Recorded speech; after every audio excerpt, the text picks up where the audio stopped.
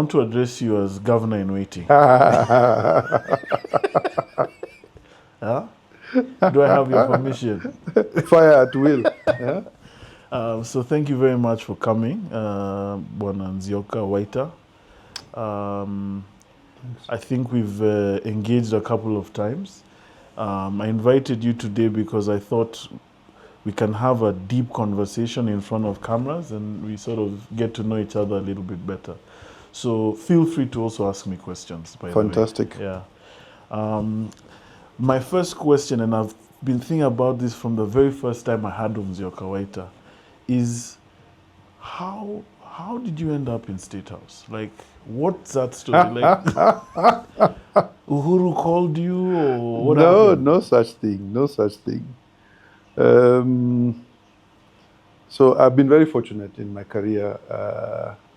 I had a 14-and-a-half-year career at Safaricom. 14? Yes. Oh, wow. So how old are you then? I turned 50 on October 24th well last done. year. You look closer to my age. It's the genes. Yeah? It's the Ukambani genes, Wow, you know. Well done. Nzo. Anyway, on a serious note,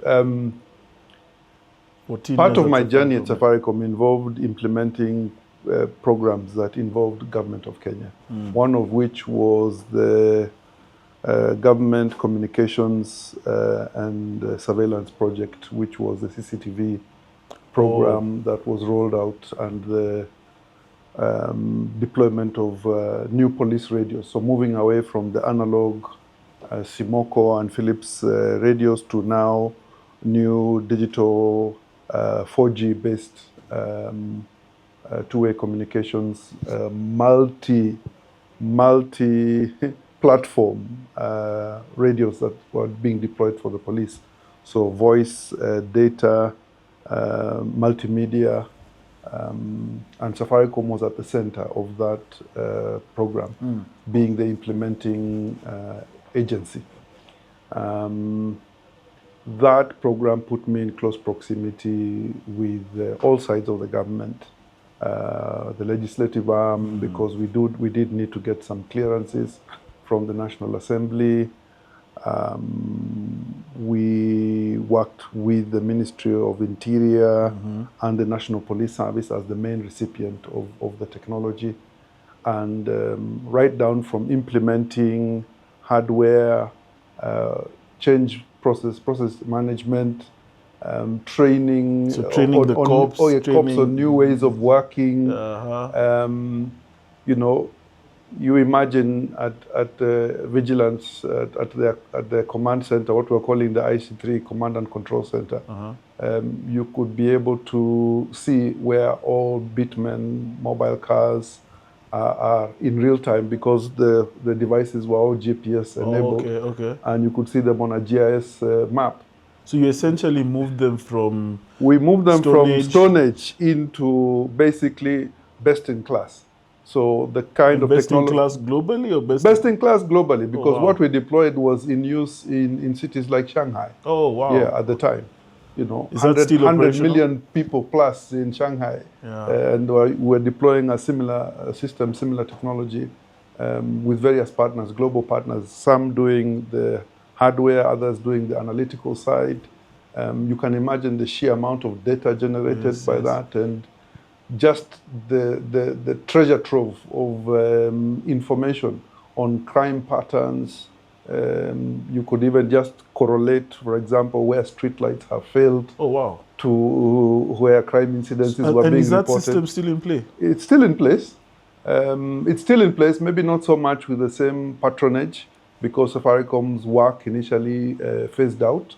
They implemented the first phase and handed over the system. So I think the trajectory of how it evolves is pretty much in the hands of the government of Kenya. So you did such a good job that Uhuru heard about you.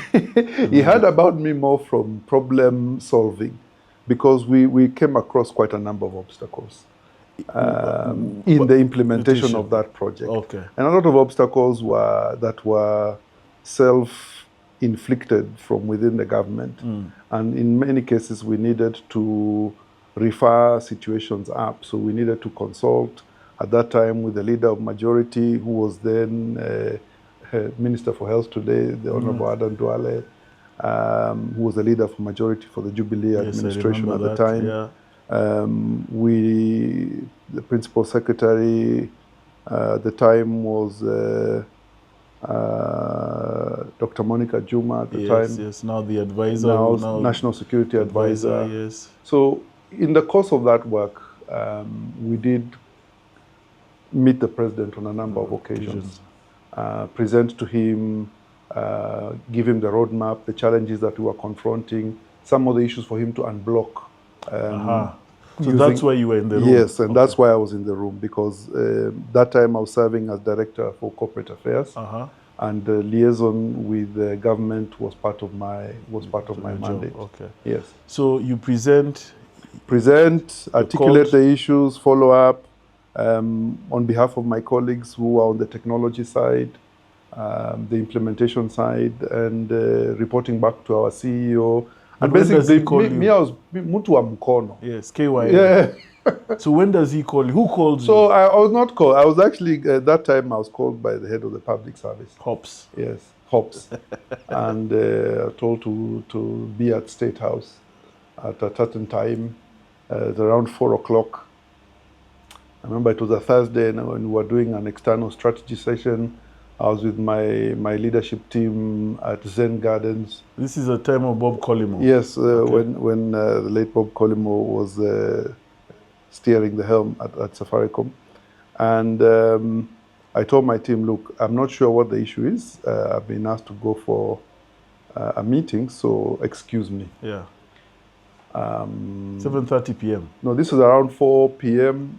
By the time I got to State House from Lower Kabete, it may be another hour in traffic.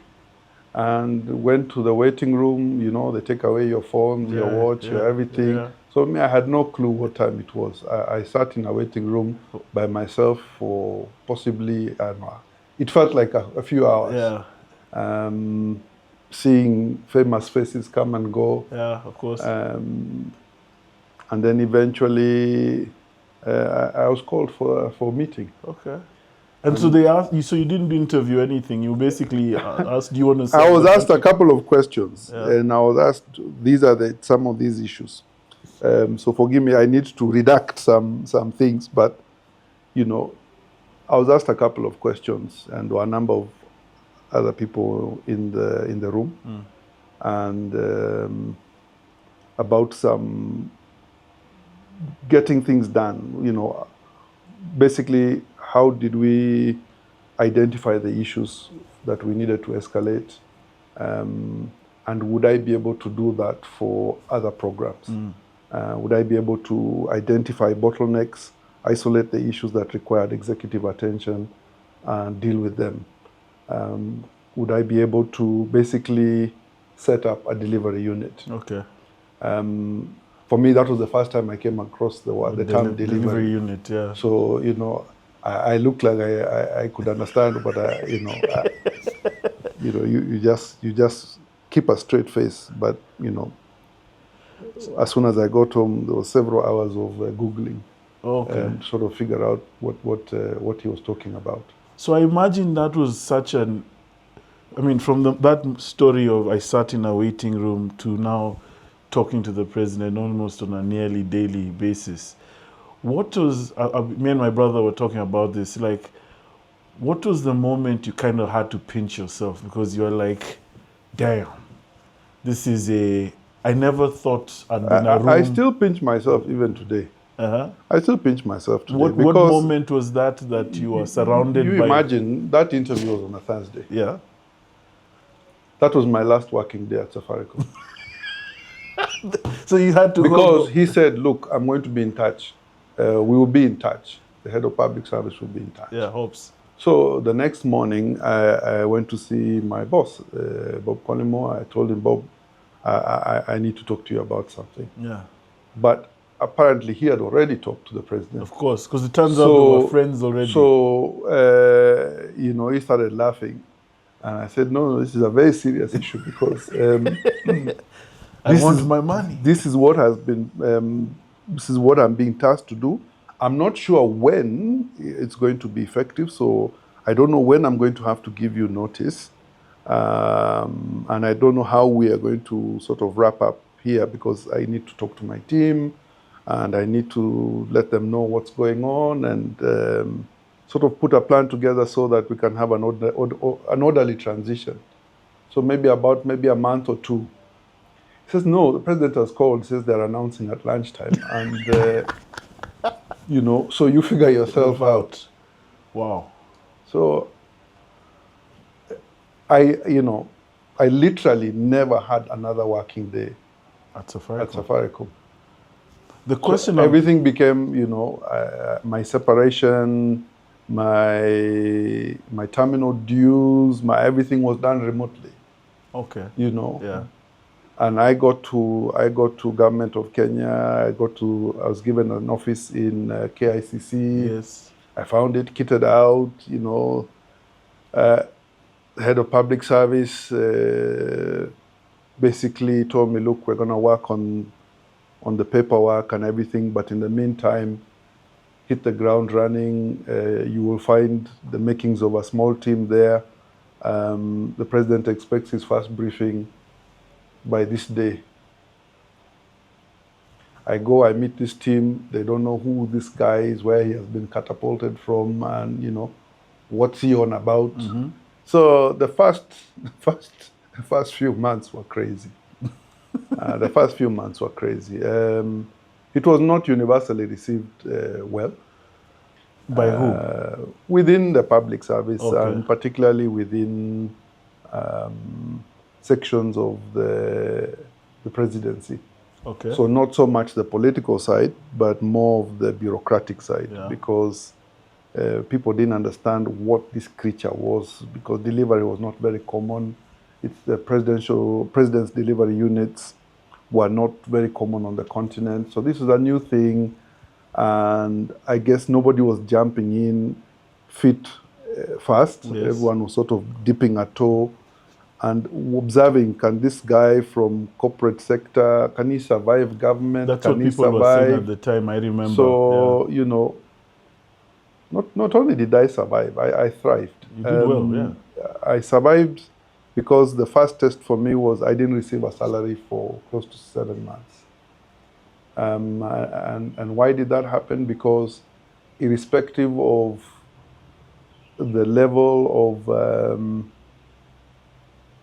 goodwill from the appointing authority, the bureaucracy, the movement of papers, Public Service Commission, Salaries Remuneration Commission, setting of your declaration of wealth, EACC, all those things, they're saying, no, we have to go through this bit by bit by bit by bit. But at least they backdated. When they asked me for my payslip, I gave them my payslip from Safaricom. They said, hii tupa. This thing is of no use because the salaries salaries here are structured. Yeah. They're structured by the Salaries and Remuneration Commission. It's too high. So you figure out how you're going to survive. So anyway, that was something we were prepared for, and I was prepared for it. Even when we had the conversation with the president, he told me, look, this is the government, this is not Safaricom. If you choose to come and take this job, you're taking it for your country. This is your giving back to the country. So you see it in that way.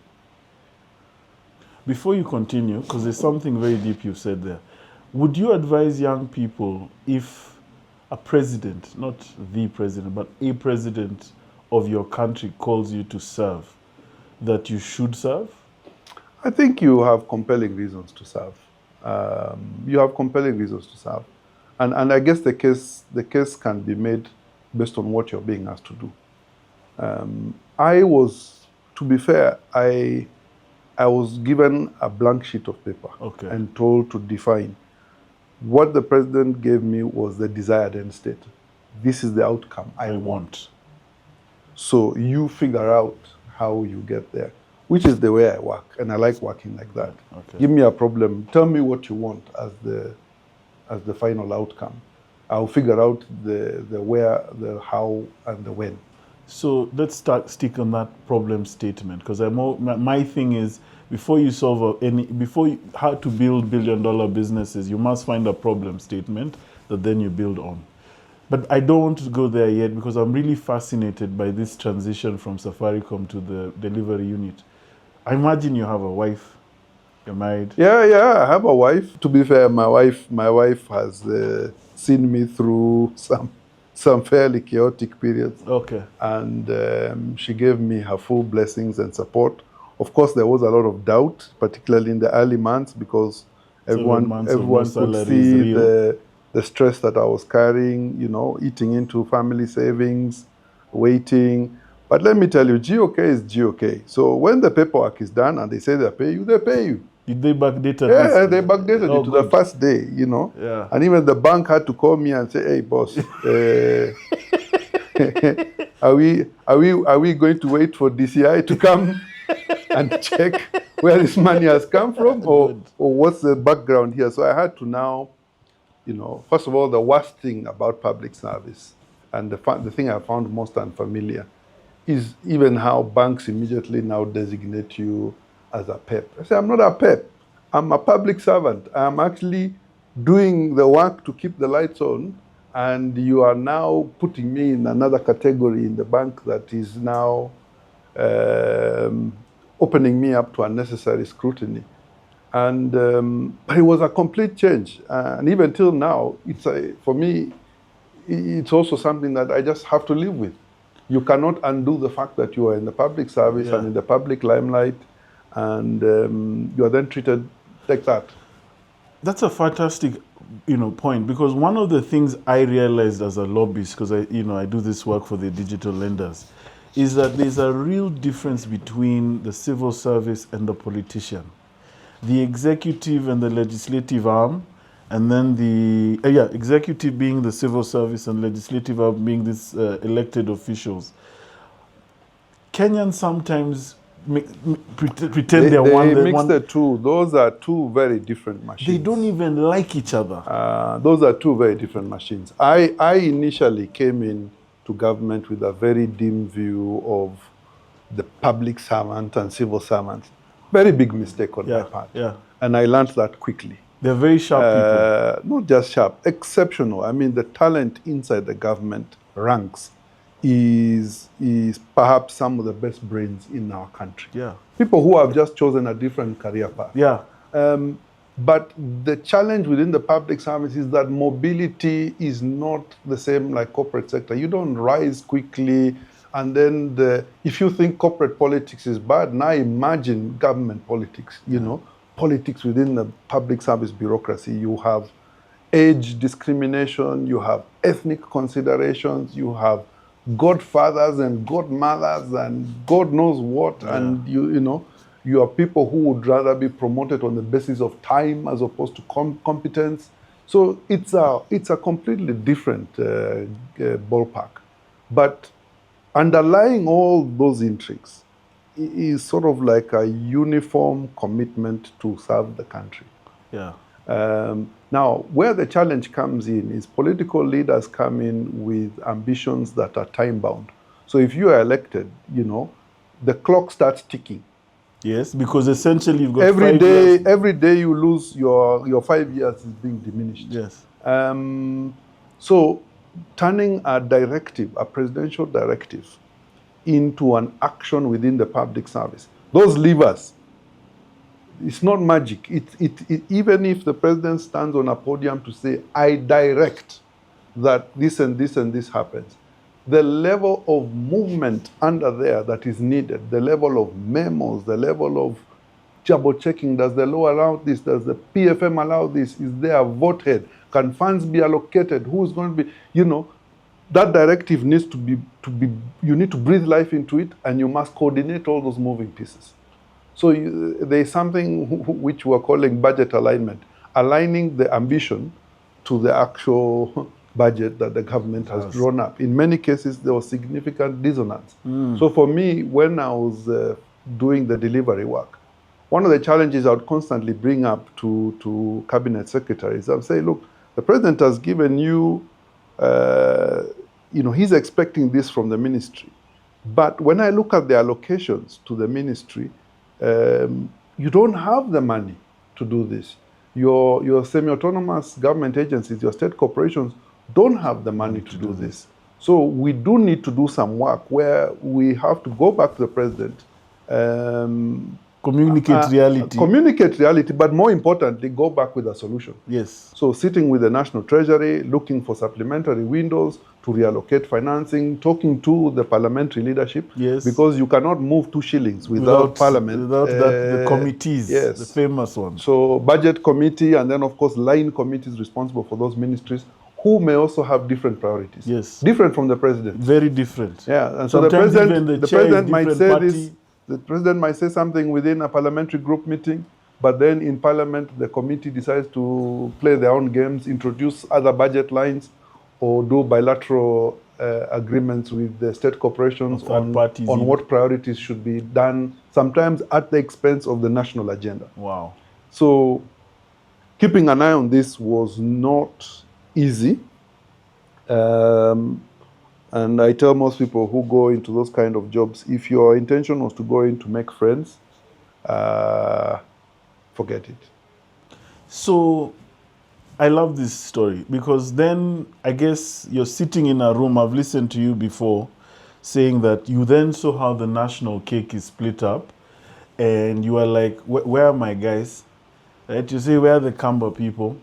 And it inspired you now to then run for governor. So the agreement we had with the president, and by the way, one day he just told me, Nzioka, the one thing I'm going to ask you, do not do this job in your ethnic capacity, and do not get involved in my politics. In my politics? Yes. So he was basically saying... So that was the understanding. Yeah. If you cross those lines, then we have a problem. Okay. And many people don't understand that. I always get this question, oh, what did you do when you're in government? She said, yeah, but I was not elected to do anything in Machakos. I was working within the bureaucracy to deliver on a national agenda, trying very hard to make sure that the president could navigate bipartisan. And the only way he could navigate bipartisan is if we did not mess up his politics. Was his politics clear? Was it... So for him, the president was very clear. I mean, he would rely heavily on his party. And the party was quite strong, as you know, and it had strong leadership. But he always kept tabs on opposition leaders who were pro-development.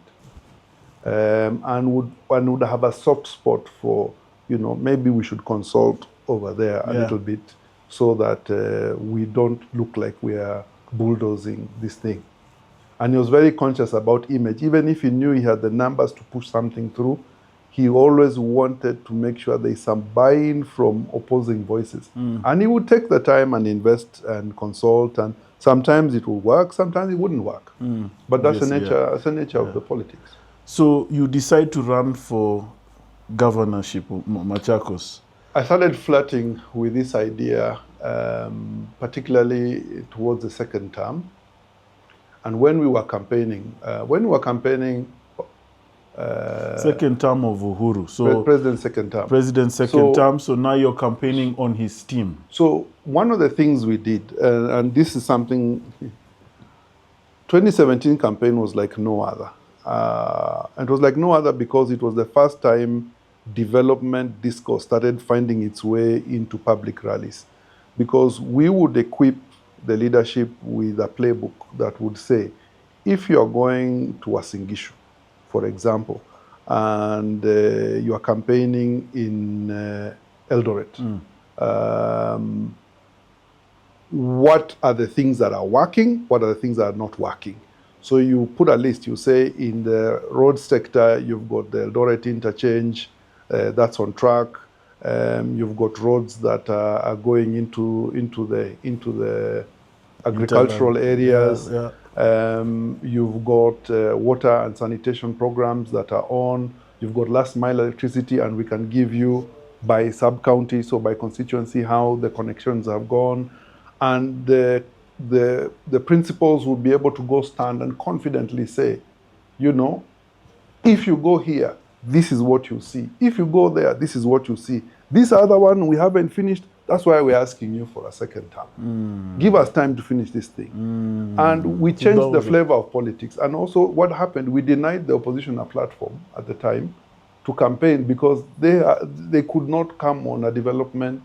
So all they could do was criticize the government. Yes. At that time. They could not have a development discourse because the government was very in charge of the development narrative. Yeah. What was going well and what was not going well. And the more I looked at this thing, I looked at the disproportionate amount of development going to certain regions and how power, and it's just the reality of power. So it's not sour grapes or anything. It's just the reality of power. And the expectations of the electorate. So one thing I know is that the delegations from the political base of the government at the time, they were unrelenting. It doesn't matter how many roads you had built, they wanted more. Obama says Obama says a famous quote he has, it's, what have you done for me lately? Yeah. And the leaders would come in the Senate, the MPs, some of the influential opinion leaders, and they'll say, Mr. President, you know, we could do with a better price on tea, we could do with a better price on coffee, and this is what we think we need to do. And you need to dedicate some time to this, that, and the other. You need to visit us. And you need to come and see your people. And the president would tell them, look, guys, my people are the people of Kenya. You know, I'm not the and for us sitting in the back, you know, maybe at that time we didn't appreciate the nuances. But it was a fine line to tread because you are very dependent on those leaders to maintain connection to the ground. Yes. You know, because you're sheltered when you're president. And if you firewall them, so if you as a bureaucrat separate the president from his political people, thinking that you are shielding him, my God, you are making a fundamental error. Wow. Because, you know, those are the guys who put you in. I learned, you know, and maybe it was for me, that's the segmentation of duty. So my job was not the political discourse. The president had political operators around him who managed that bit of work. Ours was to stay out of their way, you know, and just make sure that the things that needed to work are working. Yes. And where they're not working, he knows before everybody else that they are not working. Yes. Yeah. Wow. I want to hear about this run, right? Yeah. So you start, because that's when the more I start in COVID, and the more you have a lot of time. COVID gave us a lot of time to think. And the way cabinet was working, in 2019 we sort of redesigned the way the cabinet was working. There was an executive order number 1 of 2019, which basically set up a National Development and Implementation Committee, chaired by the Minister for Interior, now Dr. Matiang'i at the time, and we were going granular on all the key programs that were on track. We were looking at the challenges we were confronted with when the debt distress really started. Not debt distress, but when the pressure of COVID, the income streams that went away from tourism, exports, just the breakdown in logistics, the amount of subsidies that the government had to put to keep the country moving during that pandemic. It started coming back to bite later on. And it needed the government to really prioritize certain delivery of certain programs. And then politically speaking, you know, second term president, second half of your presidency, lame duck is a potential if you don't manage effectively. And just being able to make sure that the president was relevant and substantive right until the day he handed over. That was our key mission. Okay. In that time, I figured out, gosh, there's not much going to our region. And I don't see our leaders posturing in a way that suggests that anything is going to go in that direction. So they were not unrelenting like the political base of the president at the time. They were not unrelenting. And also, I think we've taken opposition politics to a situation where we are nil by mouth. So you're like, I'm not going to talk to the government of the day. I'm not sure that's how it should work. I think you are in the I opposition think because I'm certain that is not how it should work. you're in the opposition because your formation has not won the election. But the business of delivering for people, elected leaders still have a mandate to make sure that development is equitably distributed. And the Constitution demands that development is equitably distributed. But it's also a function of how you lobby and position yourself, and also how you identify programs that can fit within the government's expenditure and reality. So you don't need to come and ask for a 500 billion shilling dam, because actually there is no money. Yeah, even if it was the president's people, there's no money for a dam. But also just seeing what are the key enablers, what are those key triggers, what are those roads that we can do, So something simple like Machakos today, the Machakos interchange at Chumbi, that just needs to happen. It's going to unlock a huge economy just to remove that bottleneck that kills people traffic for 3-4 hours every day. It's draining. Kangundo Road to Tala and Kangundo. It's horrible. That has the same weight as Thika Road, if you ask me. I agree. The sheer population that lives along that road, it is not fit for purpose to have that narrow, ruggedy road still in existence. I agree. That road should be a dual carriageway at the very minimum until Tala, but ideally until Kangundo. Yes. Because Nairobi is growing in that direction. And Machakos itself is growing into in fact, they're meeting. So I was like, man, these are the things we need to be talking about. Yeah.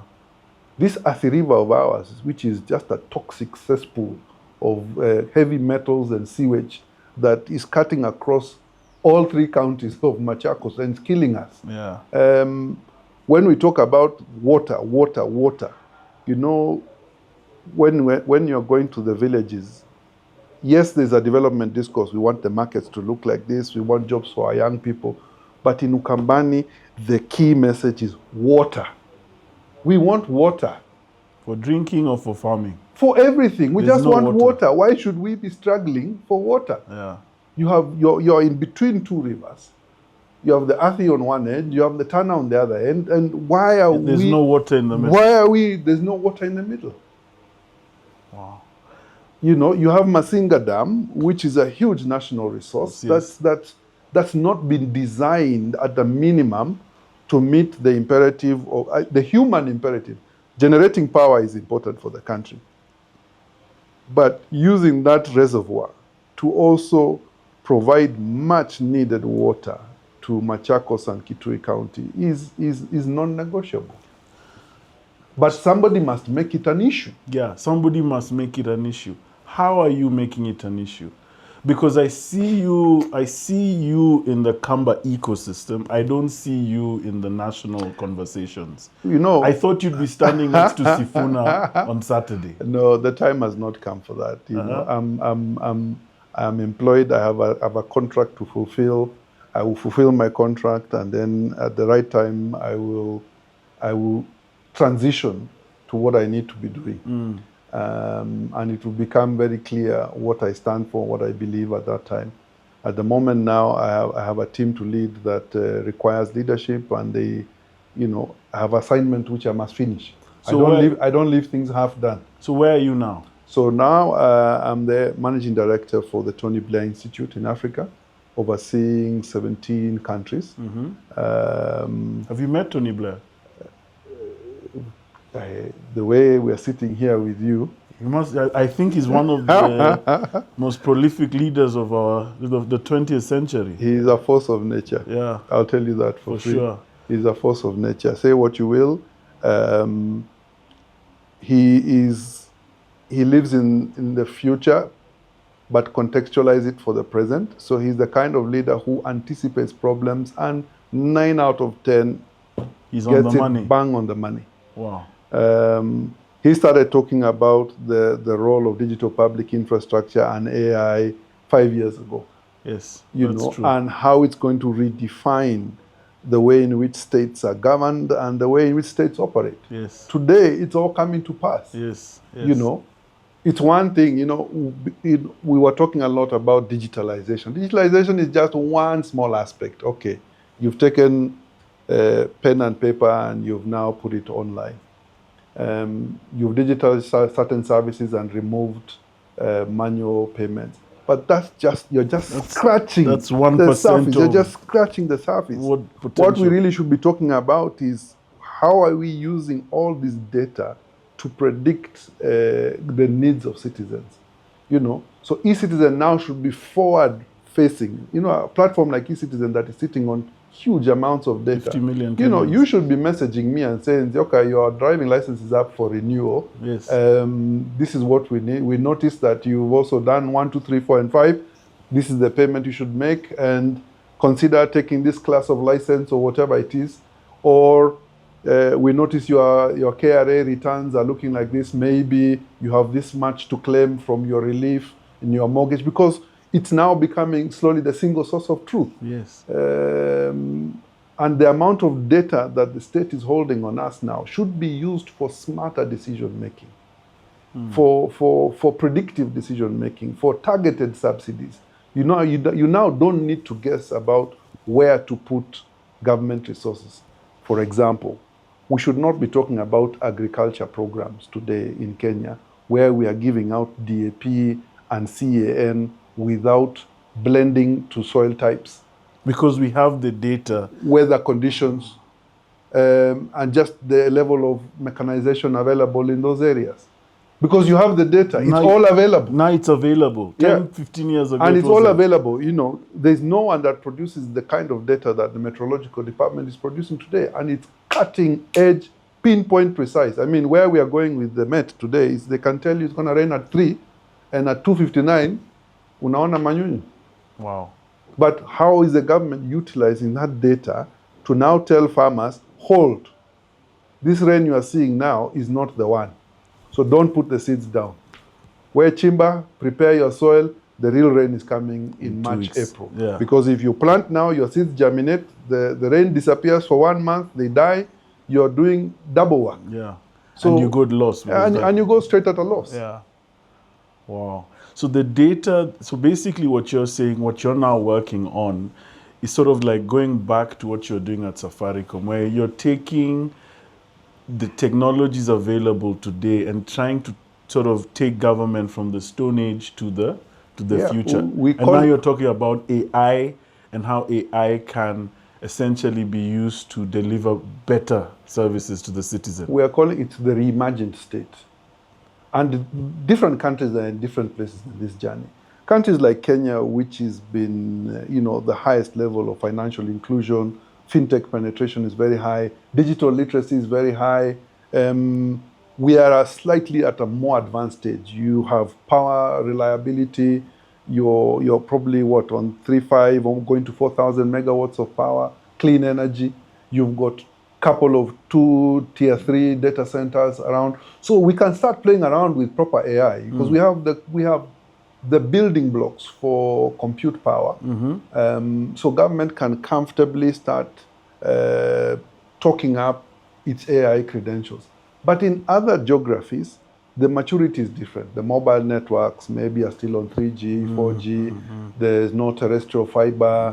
The data centers are really small. They don't have the kind of redundancy that's needed to store critical government data. The private sector is not involved. I believe technology is a private sector driven agreed. Initiative. Because it's the one that can take government's risk. job should not be dabbling in too much technology. You consume technology provided by the private sector. Or maybe what government needs to do is design. There's an obsession with trying to do too much bespoke government-driven systems, and then they become obsolete very quickly, and then they are not integratable to other solutions.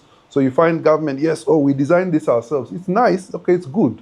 You have good coders and you've got the ability to do, but even now coding is going to be a lost art. That can be done by an AI platform now. OpenClaw. To my mind, we would be able to look and what we're currently doing now is to talk to a government about digital maturity. Where is your infrastructure at? Where are your public records? Are your public records accurate? Are they pen and paper? Have they been digitized? What's your process? What's your storage capability? And then what's the level of literacy within your public service? So you might be saying, I have this big digitalization agenda of government, but the average age in your public service is 58. Yeah, it's a problem. Yeah, people use their laptops and computers as ornaments in the office. As typewriters. So there's lots of work to do. So what I'm hearing from you is that Kenya is actually ahead. Let me tell you, we take a lot for granted in this country. Wow. Kenya is light years. Of even some of these more advanced economies. From what we are I'm light hearing. years. We are light years ahead of even economies that are advanced on paper.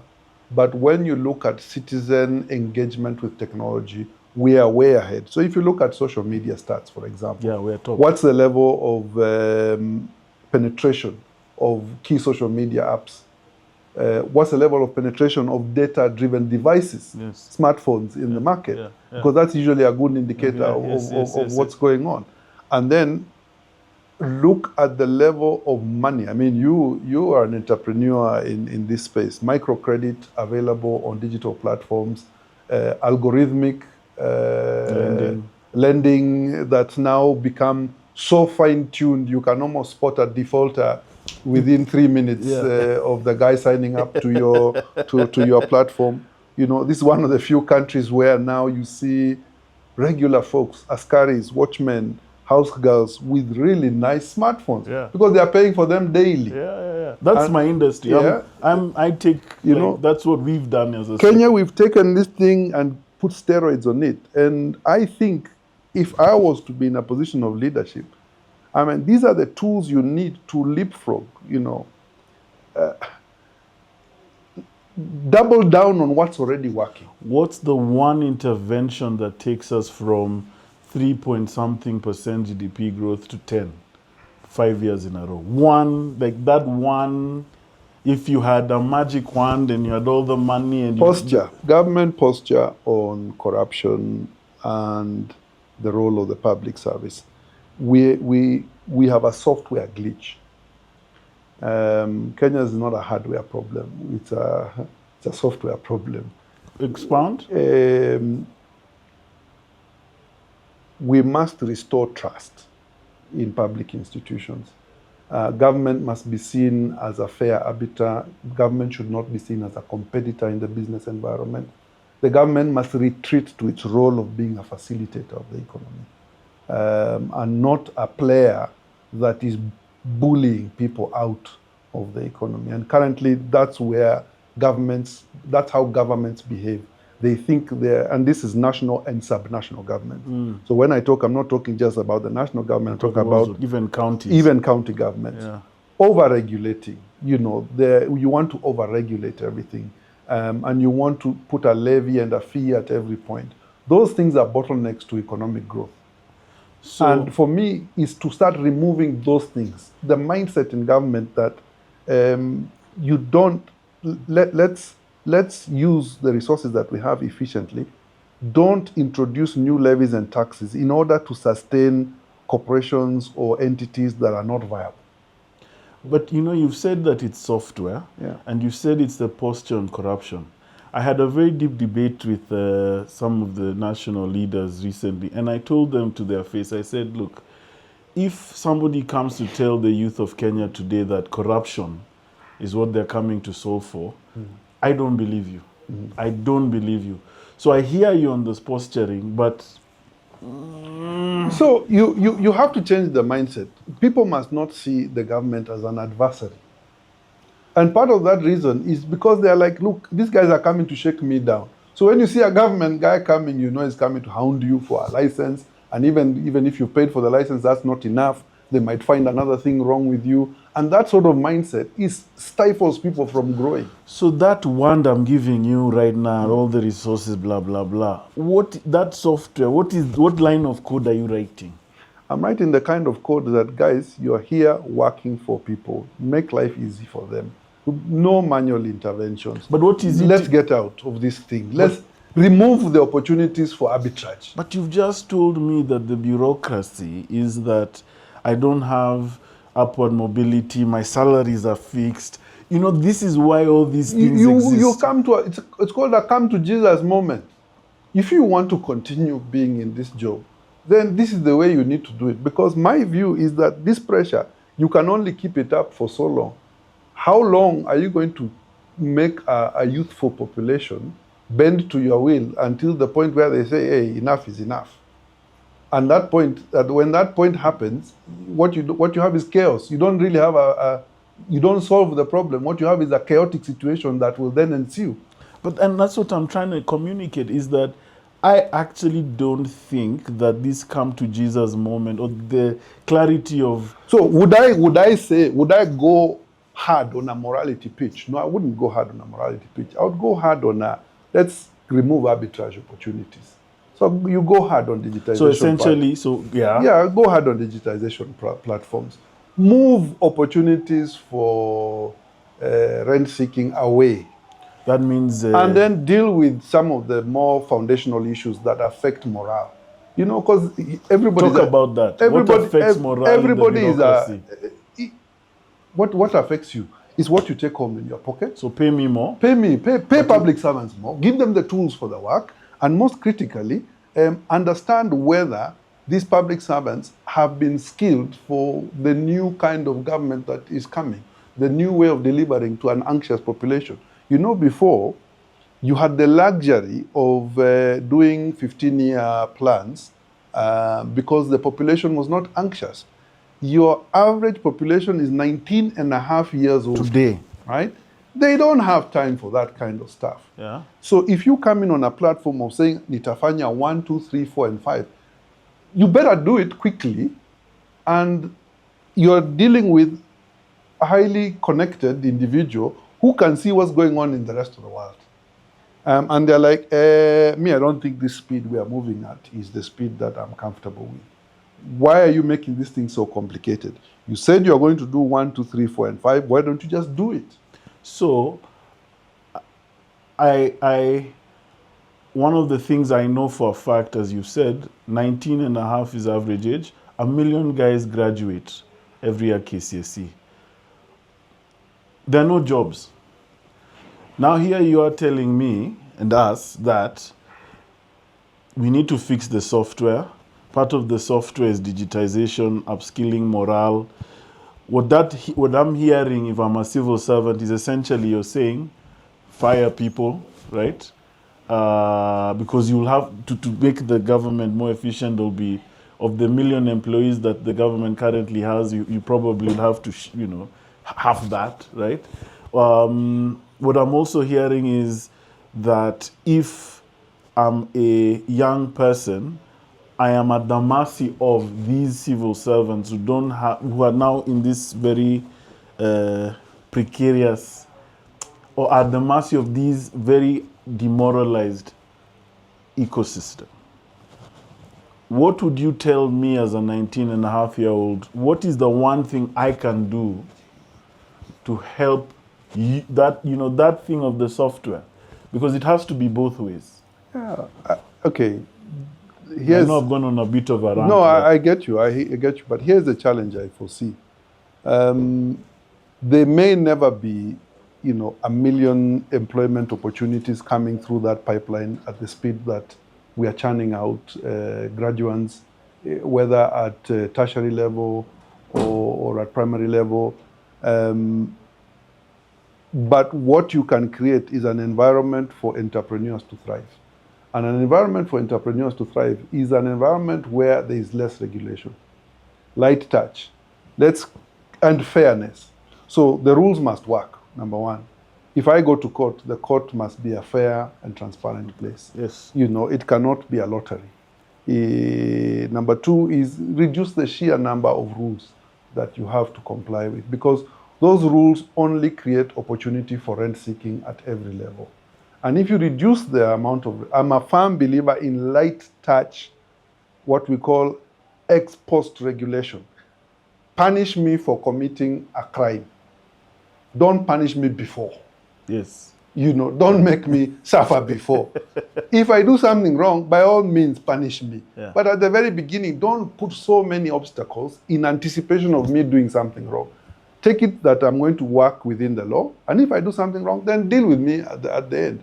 And that's the way we should think about some of our regulations. Because if you're a young business person today, let's say you are trying to run Airbnbs, and you are told, single business permit. He has an Airbnb. Tourism regulatory authority standards. Then, who else wants to come in? Then you have a public health certificate, for what? I mean, you've got all these things that you need to comply with, which should be made easy and streamless, because then I take you out of that queue of wanting to be employed, and you are making money for yourself. Let's look at the creative space.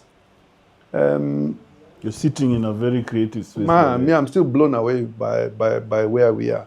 These are the kind of industries that we just need to double down on. Yes. Because they take the pressure away from the state and from national and subnational governments to go out of their way to start employing people into the public service as job creation.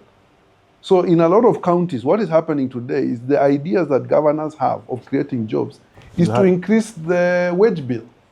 Yes. Which is an easy and it's easy, but the chickens will eventually come home to roost. Yeah. And we are only postponing a problem that we will have to confront. I don't know who will have the courage to confront. My own view is, if when I get into a position of leadership, my focus will be, number one, dealing with morale. Because you first fix the things that you can fix. You've been very clear, software. Yeah, for me, it's a software issue. I believe that working for the government, it should be a privilege, should be an honor. It's not a punishment. You're not a slave. You should be able to save and have a pension that can allow you to retire with some dignity. It should allow you to take your children for medical treatment in a facility that is commensurate to the job that you have been doing. And more importantly, it will allow you to both work peacefully without struggling to do 15 side hustles, which unfortunately now is the blueprint. If I go in and my salary scale says X, and just cost of living just does not allow me to live on this salary, what does it mean? It means I'm running 3-4 matatus, and I'm using my position in the government to make sure that my matatus can bring money as quickly as possible. Now, let's shift away from local politics to global politics. One of the most engaging conversations we had, one of the first times we met, was how Kenya has positioned itself as an international player. And during the Uhuru administration, I think if there's one thing I think we did exceptionally well was that. Now, tying that to this issue of morale, job creation, and software, what we need to do next from your sort of vantage point, sitting with leaders like Tony Blair and leading, institutions like yours? So there's this statistic which is often quoted, but it's true. By 2050, 1 in 4 people in the world will be an African. 1 in 4 people in the world will be an African. Continue. And it then means that we must become comfortable with mobility of skill sets. We do need to create a mobile workforce. Thinking about Kenya as the end destination of everybody is not realistic. Because we've got the foundational infrastructure from an education perspective, from just a societal structure, to have some of the best-in-class brains that are utilized. I don't believe Kenya's superpower should be exporting low-cost labor, which we are currently doing, and it's very exploitative, low-cost labor that is being exported. I think we can exploit high capacity, high intellectual individuals anywhere in the world who can go toe-to-toe with their counterparts in any geography in the world. And that's what we need to design our education system for, and also start to think about our population, given the language skill sets that we have, given the geopolitical exposure. Kenya is in the middle of a very interesting region. Everybody comes here. Our tourism, our commerce, our conference businesses, everything We are a highly exposed society. We're in the center of the world sometimes, I feel. And we sort of need to take advantage of that. And the one thing that's very different about us and the way in which Kenyans operate is that us, we can make friends with everybody. Anyone. Yeah? Yeah. That even me, when I'm traveling. We are some of the most affable people in the world. That's so true. And combine that with a highly educated, I mean, I've never seen a country that chases education like here. The number of guys who want to do PhDs, MBAs, even when they don't have job opportunities, that curiosity for knowledge, it's so powerful. Wow. So why don't we take advantage of that and be one of those 4 people operating anywhere, running industries and stuff across the world? But more importantly, as we fix our own backyard, because I believe Kenya is in need of a lot of introspection. I don't take a view on the national government because really that's not where I aim. I think Kenya is the sum of its parts. And if we fix the parts, the constituent parts, then the whole will look better. And I have taken it upon myself to want to fix one part of it and share the learnings from that with everybody else. I think Machakos can move from a peripheral county to being the 3rd largest economy in Kenya. How? Our proximity. There's no water. There's no water, but that's a problem I intend to deal with. Proximity to Nairobi. Our geography within the metropolitan. So the metropolitan, Kajiado, Murang'a, Kiambu, Nairobi, Machakos. We are within that metropolitan space. So any positive growth that happens at the center spills over. That's number 1. Number 2, we are deeply blessed with mineral resources. Machakos is deeply blessed with mineral resources. And mineral resources do not need to equate to gold and stuff like that. Quarrying stones, building stones, sand, clays, what they call cosmetic clays and rare earths. Every corner of Machakos has some component of that. Let's make it work for the community. And start to build. Then this bedroom we are the bedroom of Nairobi. Let's make it an even better bedroom. Let's get more people. Let's get more people coming in. Let's get more industries coming in. If there's going to be a new airport in Kenya, it will have to be in Machakos. Konza, Kapiti, these are the areas that you will probably look at building a redundancy airport for JKIA. So we are in the right place. The northern corridors cut through the rail infrastructure. How many stations in Machakos? The road, we have Konza, we have Athi River and Syokimau. You have the road artery, the main artery into Kenya from the port, passes through Machakos. The rail infrastructure passes through Machakos. The national power grid passes through Machakos. The national fiber optic grid passes through Machakos. The national pipeline passes through Machakos. I mean, we are... But you have no water. We have no water. Okay.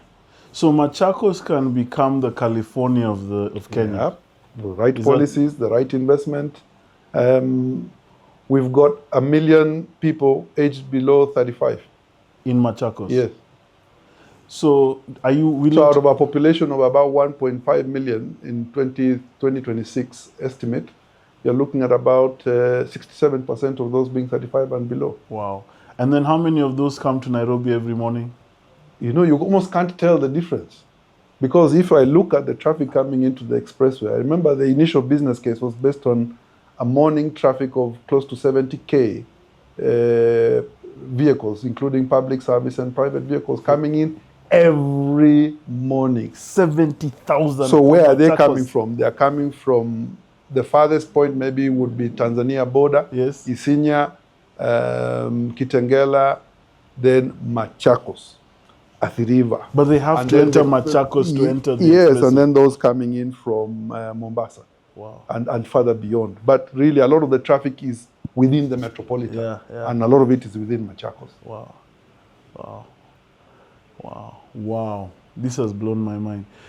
So can you speak to the current administration in Machakos and why they are failing? What is, and I don't want you to speak to the so for character me, per se, but what is the mindset? The mindset is, it's not a service mindset, and it's not also a reform-based mindset. The government in Machakos today does not see the potential of the county, and also they've not leveraged their position effectively. Machakos is the first amongst equals, if you ask me, in devolved governments. It is the first amongst equals for the very reasons I have mentioned. Just the sheer proximity and the dependency of the capital on Machakos for its continued existence. So we hold the same leverage, if not more, than Kiambu and Murang'a. But what we have is poverty of the mind. You know, the leadership does not see that as an advantage. So Machakos is the county of contrasts. So on the urban side, the Mavoko side, the Tala Kangundo side, Machakos town, very, you know, high income, middle income, very busy. There's some level of prosperity there. But in the converse, as soon as you move out a little bit further, so if you move deeper into what were traditionally strong farming areas, Matungulu, Sengani, Kangundo, those were strong farming areas. Kadhiani, in the days of General Mulinge, very strong farming areas. Places like Mwala, the farther you move, Masinga, Yatta going down, you now start seeing a level of abject poverty that you can't even start to describe. You know, there's a term my late father used to use. He used to call it a negative human being. A negative human being is somebody who has less than nothing. Wow. And unfortunately, we have too many. We have a disproportionate number in our county. And how do we reach them? We must reach them by effectively balancing the benefits of the rich side of Machakos and distributing that to the poorer side to make sure that we now start lifting the rural economies. Water is non-negotiable. I think that's one point that has landed. Water is non-negotiable, and I'm very clear in my mind how I will get water into what we call into the desert, into the lower Kangundo, from, let's say, if you look at Matungulu from Donyo, Sabuk area, Cheleni, coming round into Yatta, so you have nice parts of Yatta, like the canal, area where there's a bit of water in distribution. But when you move further into Kidimani, into Katangi, into Ikombe, into those places, it gets quite seriously into Ekalakala, very dry. You go into Masinga. Masinga, again, is some area proximity to the dam and the reservoirs. There is some water, but reticulation very poor. And then the soil is not great. Very, very poor. But you come into Mwala and then you see this thing in full force and effect. In the plateau area, you see this thing in full force. You see dryness and you see a complete lack of access to just basic water, just for staying alive. I know how I'll get water to those places. I love it. You had said 11:30 hard stop, so I want to make sure we hit that time slot. Last point. I told my friends I was interviewing you today, and they told me to ask you one question. Language.